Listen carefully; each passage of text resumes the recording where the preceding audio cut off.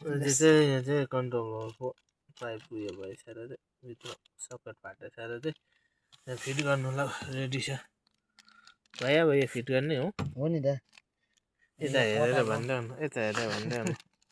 खोलेर पठाएको थियो हो बनेर आयो अब यो फिट गरेको भिडियोहरू हेर्नु ओके त्यही यसरी निकाल्दैछ निकाल लगाइदिए पार्ट्स उयो भएको थियो कि यो हाल्दैछ यो चाहिँ ब्रेकर चल्ने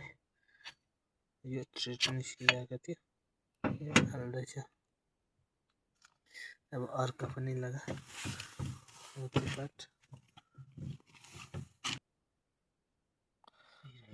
अब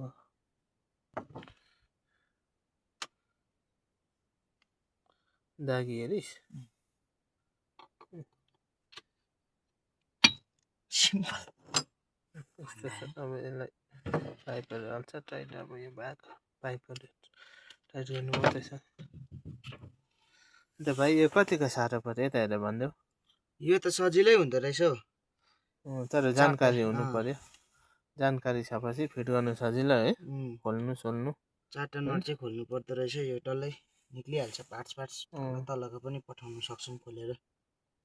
ओके भाइ ल यता ल थ्याङ्क यू भाइ हुन्छ दा